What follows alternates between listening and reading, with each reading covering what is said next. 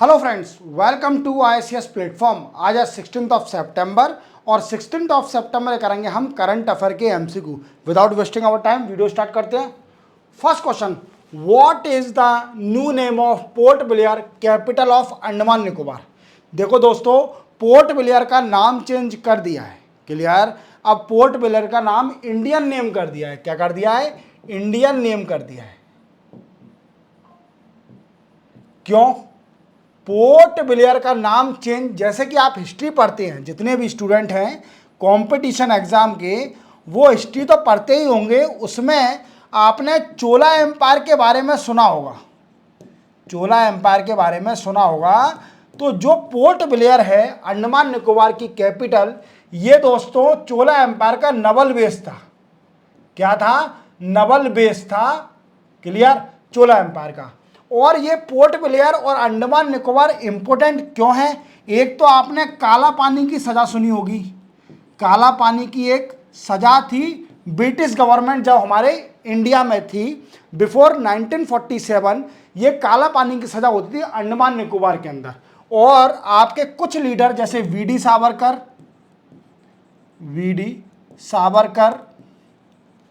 सुभाष चंद्र बोस,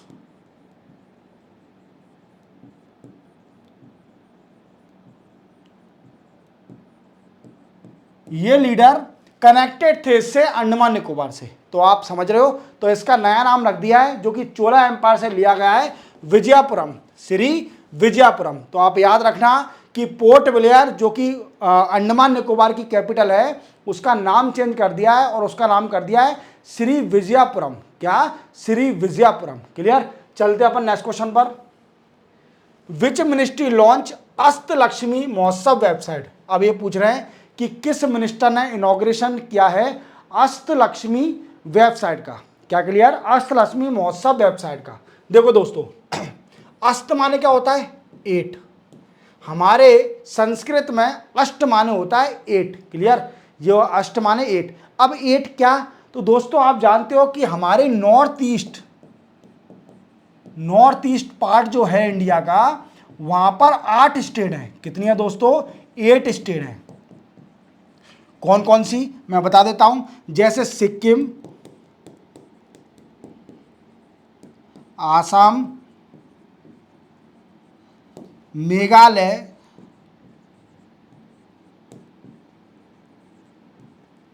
मिजोरम,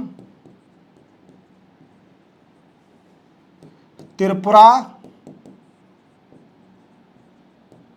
अरुणाचल प्रदेश,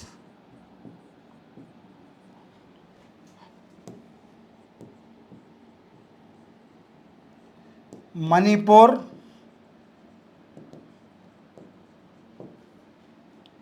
के बाद मिजोरम, नागालैंड। मणिपुर, नागालैंड, ये सारी स्टेट हैं 8। शायद आई थिंक मिजोरम मैंने डबल कैपिटल स्टार्ट कर दिया। ठीक है, एक बार लिख देना मिजोरम। क्लियर। ये 8 स्टेट बोली जाती है। और अगर सिक्किम को छोड़ दिया जाए तो 7 सिस्टर बोलते हैं हम 7 स्टेट को। अगर इसमें से 8 स्टेटों में से सिक्किम को हटा दिया जाए तो जो चिकन नेक से कनेक्टेड है, चिकन नेक किसको बोलते हैं? देखना, जो इंडिया का मेन पार्ट है जिससे जो नॉर्थ ईस्ट कनेक्ट है, जो पार्ट है उसको बोलते हैं हम चिकन नेक। क्या बोलते हैं? Chicken neck. और जितनी भी स्टेट हैं इधर की साइड, उसको बोलते हैं 7 सिस्टर स्टेट। क्या बोलते हैं? 7 सिस्टर स्टेट बोलते हैं। तो आप समझ गए होंगे। और ये एक अभी वेबसाइट लॉन्च हुई है, अष्टलक्ष्मी महोत्सव वेबसाइट। ये लॉन्च करी है ज्योतिरादित्य सिंधिया ने। अब क्वेश्चन बनता है कि ज्योतिरादित्य सिंधिया ने क्यों लॉन्च करी है। तो दोस्तों ये हैं union minister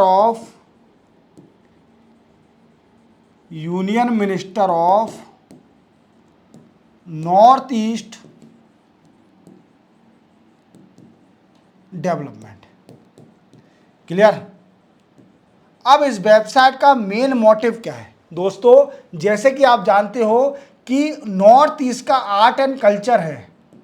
north east art and culture को प्रमोट करना, और जो नॉर्थ ईस्ट के आर्टिस्ट हैं एंड वेवर,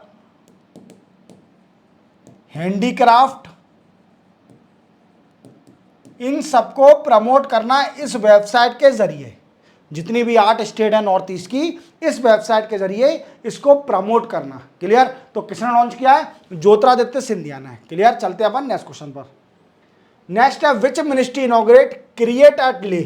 देखो दोस्तों, अभी ये जो हमारे मिनिस्टर हैं किसके? एमएसएमई के। एमएसएमई के मिनिस्टर कौन है? मोहन, वी कैन से जीतन राम मांझी। कौन है? जीतन राम मांझी। इन्होंने क्रिएट नाम से लॉन्च किया है, जिसको बोलेंगे create for C for centre for rural enterprises acceleration through technology.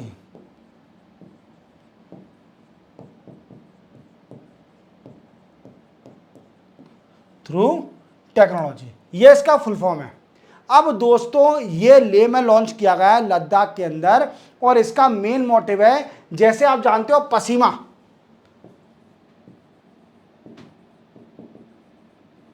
वुल की we can say centre setup करना, इसको प्रमोट करना, और जो ले के अंदर रूरल एंटरप्राइज है, एंटरप्राइज उनको प्रमोट करना, जो लोकल पीपल हैं, लोकल पीपल, इसको भी प्रमोट करना। और we can say in simple language that's development in Ladakh, development in Ladakh और ले एंड लद्दाख के अंदर। क्लियर? याद रखोगे तो जीतन राम मांझी जो कि यूनियन मिनिस्टर हैं किसके? एमएसएमई के, इन्होंने अभी एक प्रोग्राम क्रिएट स्टार्ट किया है जिसका फुल फॉर्म है centre for rural enterprise acceleration through technology. और आप जानते हो नरेंद्र मोदी साहब की पॉलिसी कि हर किसी का शॉर्ट फॉर्म होता है और हर शॉर्ट फॉर्म का फुल फॉर्म होता है। क्या होता है? हर शॉर्ट फॉर्म का फुल फॉर्म होता है। क्लियर? चलते हैं अपन नेक्स्ट क्वेश्चन पर। नेक्स्ट है which day is observe as world ozone day. देखो दोस्तों, ओजोन जो लेयर है ये हमारी बॉडी और human being even all species on the earth उनके लिए बहुत इंपॉर्टेंट है। क्या है? पहले तो अपन जान लेते हैं कि कितनी है ना लेयर है एटमॉस्फेयर में, कितनी लेयर है। तो सबसे पहली लेयर है ट्रोपोस्फियर। क्या है दोस्तों? Troposphere. Then after stratosphere, stratosphere, इसके बाद मेसोस्फियर, देन आफ्टर थर्मोस्फियर, और लास्ट है एक्सोस्फियर। ये है। और जो स्ट्रेटोस्फियर है यहां पर है ओजोन लेयर। क्या है? मीन्स ओजोन लेयर है, यहां पर ओजोन गैस है। अब ये क्या काम करती है ओजोन गैस? ऐसा क्या काम करती है कि ये हमारी बॉडी के लिए और जितने भी अर्थ पर स्पीसीज है उनके लिए इंपॉर्टेंट है। देखो दोस्तों, ये है सन। क्लियर? यहां से रे आती है सन की, हमारे अर्थ पे सन की रेज आती है। अब इसके अंदर इंफ्रारेड रेज भी होती हैं, इंफ्रारेड रेज भी होती हैं, और we can say ultra violet ray भी होती हैं, अल्ट्रा वॉयलेट रे भी होती हैं। अब ये जो अल्ट्रा वॉयलेट रे हैं ये हमारी बॉडी के लिए हार्मफुल है। क्या है दोस्तों? ये हमारी बॉडी के लिए हार्मफुल है, क्योंकि इससे कई सारी बीमारी हो सकती हैं, जैसे हमारी आइज चले जाना, या फिर रोशनी चले जाना आइज की, या फिर हमें स्किन कैंसर होना, इससे कई सारी बीमारी हो सकती है। और जो ओजोन लेयर है स्ट्रेटोस्फीयर में, और हम रहते कहाँ पर है? ट्रोपोस्फीयर के सबसे नीचे। ठीक है? और देन आफ्टर स्ट्रेटोस्फीयर इसके ऊपर है जहाँ पर ओजोन लेयर है। तो जो ओजोन लेयर है इसको जो अल्ट्रा वॉयलेट रे है इसको रोक लेती है, इसको क्या कर लेती है? रोक लेती है। देन आफ्टर रिटर्न हो जाती है जो फिर से अल्ट्रा वॉयलेट रे। तो हमारी बॉडी को प्रोटेक्ट किया जाता है स्ट्रेटोस्फीयर लेयर के जरिए। क्लियर? अब दोस्तों क्या है कि जो ओजोन लेयर है ये डिप्लीट होते जा रही है। क्या होते जा रही है? डिप्लीट होते जा रही है। पर आपको मैं बता देता हूं, ये डिप्लीशन का मतलब समझा देता हूं कि डिप्लीशन का मतलब क्या होता है। देखो दोस्तों, आपने कई बार लिया होगा, सुना होगा कि ओजोन लेयर डिप्लीट होते जा रही है। तो इसका मतलब ये नहीं है कि ओजोन लेयर खत्म होते जा रही है। देखो क्या होता है कि ओजोन लेयर बड़ी थिक है, वी कैसे थिक है, और जो कुछ गैसें हैं, जैसे कई सारी गैसेज हैं, वो जाती हैं और एनवायरनमेंट स्ट्रेटोस्फीयर में ओजोन लेयर को थिन करते जा रही हैं। तो जब थिन हो जाएगी तो अल्ट्रावायलेट रेस को वो कंट्रोल नहीं कर पाएगा, ओजोन लेयर कंट्रोल नहीं कर पाएगी और अपनी अर्थ पे वो इजीली एंटर हो जाएगी अल्ट्रावायलेट रेस, और जो हमारी बॉडी को बड़ा ही इफेक्ट करेंगे। तो ये रोकने के लिए मॉन्ट्रियल प्रोटोकॉल क्या हुआ, इंटरनेशनल कन्वेंशन हुआ, एक Montreal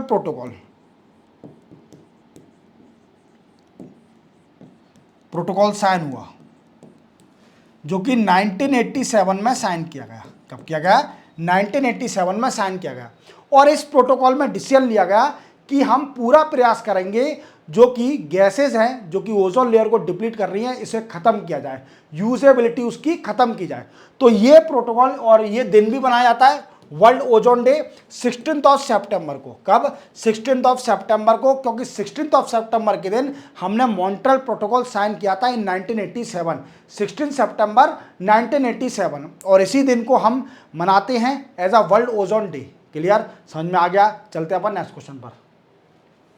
next question, recently which country join BRICS new development bank. देखो दोस्तों, ब्रिक्स आप जानते हो ये ग्रुप है कई सारी कंट्री का। जो मेन कंट्रियां हैं मैं बता देता हूं, B for Brazil, R for Russia, I for India, C for China, S for South Africa. Clear? अब 2015 में ब्रिक्स ने अपनी एक पर्टिकुलर बैंक बनाई, जैसे वर्ल्ड बैंक है इंटरनेशनल और इंटरनेशनल मॉनेटरी फंड है IMF, ऐसे ही वर्ल्ड बैंक ने भी, ब्रिक्स ने भी अपनी एक पर्टिकुलर बैंक बनाई जिसको बोलते हैं न्यू डेवलपमेंट बैंक। क्या बोलते हैं? New development bank. और ये 2015 में सेटअप करी गई और इसमें कई सारे मेंबर को पार्टिसिपेट करने का बोला। जितने भी मेंबर हैं वो इसमें पार्टिसिपेट कर सकते हैं। व्हाट आई मीन्स, इसका मेन मोटिव क्या है? अब क्वेश्चन बनता है कि मेन मोटिव क्या है। तो इसका मेन मोटिव है to provide fund for infrastructure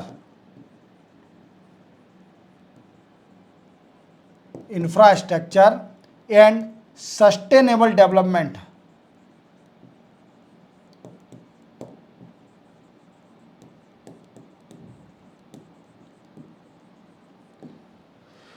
to emerging and developing countries.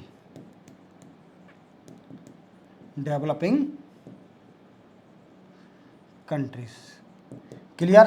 समझ में आ गया कि फंड देना इंफ्रास्ट्रक्चर के लिए और सस्टेनेबल डेवलपमेंट के लिए इमर्जिंग और डेवलपिंग कंट्री को। अभी इसकी नई एक मेंबर बनी है कंट्री अभी रिसेंटली, जिसका नाम है अल्जीरिया। कौन सी कंट्री है? अल्जीरिया इसकी मेंबर बनी है न्यू डेवलपमेंट बैंक की। तो याद रखना, सिंपल सा है, रिसेंटली अभी। ठीक है, लेटेस्ट में देखा जाए तो अल्जीरिया ने भी ज्वाइन किया है ब्रिक्स न्यू डेवलपमेंट बैंक को। नेक्स्ट है, विच मिनिस्ट्री लॉन्च जन सुनवाई पोर्टल। देखो आप इनको जानते हो, ये पीयूष गोयल हैं। कौन है? Union minister Piyush Goyal.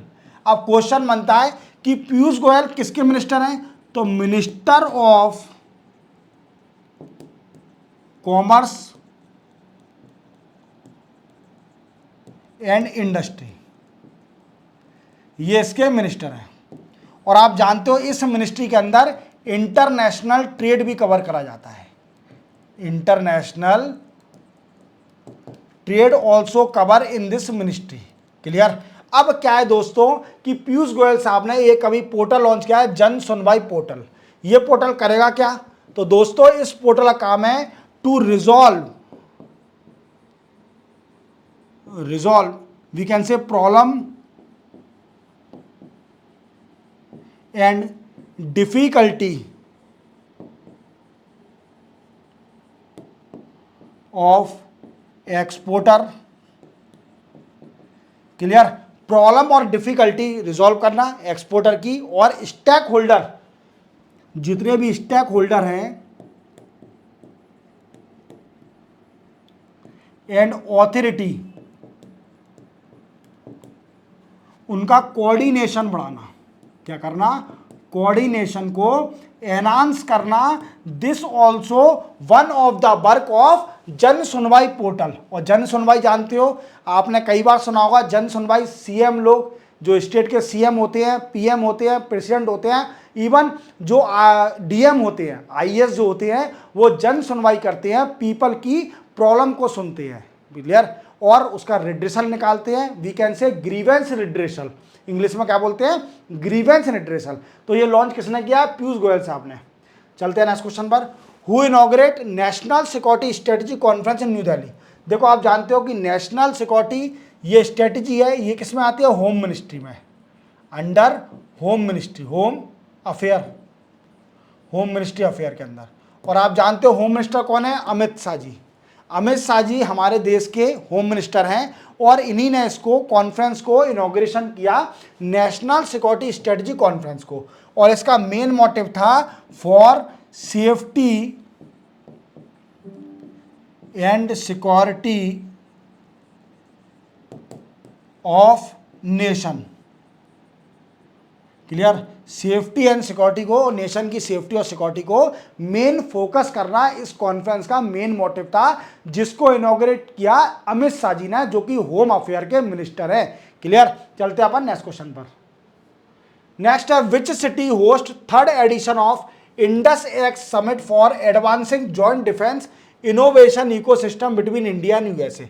देखो दोस्तों, एक समिट होती है इंडिया और यूएसए के बीच में, जिसको बोलते हैं हम इंडस एक्स समिट। और ये समिट होती है क्यों डिफेंस कॉपरेशन के लिए। क्यों होती है, defence cooperation between countries, between both country, clear, defence cooperation between both country. अभी इसकी कॉन्फ्रेंस हुई लेटेस्ट, और कौन सी सिटी ने इसको होस्ट किया, तो वो सिटी है दोस्तों कैलिफोर्निया। कौन सी है, कैलिफोर्निया ने इसको होस्ट किया इंडस एक्स समिट को अभी लेटेस्ट। और ये समिट होती है for defence cooperation between both country, India and USA, clear. चलते हैं अपन नेक्स्ट क्वेश्चन पर। नेक्स्ट है, which country host BRICS literature forum 2024। देखो दोस्तों, मैं आपको हर लेक्चर में बता रहा हूं कि अभी इंडिया भी गए थे अजीत डोभाल साहब, जो कि नेशनल सिक्योरिटी एडवाइजर है, और ब्रिक्स की अभी एनएसए की मीटिंग हुई थी। क्या हुई थी, ब्रिक्स की एनएसए की मीटिंग हुई थी, कहां पर, एसटी पीटर्सबर्ग में, एससी पीटर्सबर्ग में मीटिंग हुई थी, किसकी, ब्रिक्स के एनएसए की। ब्रिक्स जितनी भी कंट्री है उनके नेशनल सिक्योरिटी एडवाइजर की मीटिंग हुई थी एसटी पीटर्सबर्ग रशिया के अंदर, क्लियर। और मैं आपको एक और बताना चाहूंगा कि जो ब्रिक्स की मेन लीडर की समिट है वो भी कजान में होनी है, कजान रशिया। कहां पर होनी है, कजान रशिया में होनी है। और कब होनी है, अक्टूबर में होनी है 21 से, अक्टूबर 21 से स्टार्ट होगी ब्रिक्स की समिट। अभी ब्रिक्स की मीटिंग चल रही है, लिटरेचर मीटिंग चल रही है। क्या है, ब्रिक्स की लिटरेचर मीटिंग कर रही है, जिसमें जो ब्रिक्स के मेंबर हैं उनके poet, scholar, philosopher, writer, ETC, इन सभी ने पार्टिसिपेट किया। और ये मीटिंग कहां पर हुई, ये मीटिंग रशिया में हुई, कजान में। Main location where BRICS summit will be held, clear, Kazan का है, रशिया में, क्लियर। याद रखोगे दोस्तों, इतना याद रखोगे। चलते अपन नेक्स्ट क्वेश्चन पर। नेक्स्ट है, which day is observe by the national Hindu दिवस। नेशनल हिंदी दिवस कब मनाया जाता है, क्लियर। तो देखो दोस्तों, ये नेशनल हिंदी दिवस मनाया जाता है 14 सितंबर को। अब 14 सितंबर को क्यों मनाया जाता है, सबसे बड़ा कारण है कि नेशनल हिंदी दिवस हमारा 14 सितंबर को ही क्यों मनाया जाता है। तो दोस्तों, जैसे कि Hindi was adopted as official language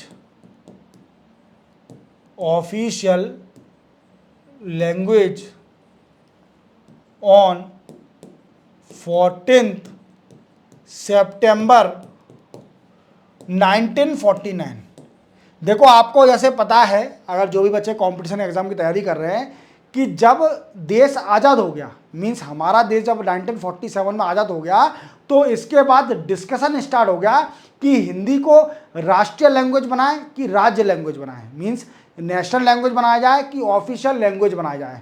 तो ये कई सारा डिस्कशन कॉन्फ्लिक्ट हो गया बिटवीन साउथर्न स्टेट और दी नॉर्थ स्टेट, क्योंकि नॉर्थ स्टेट जितनी भी स्टेट थी वो हिंदी में एफिशिएंट थी, और जो साउथ की स्टेट थी वो हिंदी में एफिशिएंट नहीं थी, क्योंकि साउथ में आप जानते हो मलयालम भी बोली जाती है, तमिल भी बोली जाती है, तेलुगु भी बोली जाती है, क्लियर, ये लैंग्वेज है।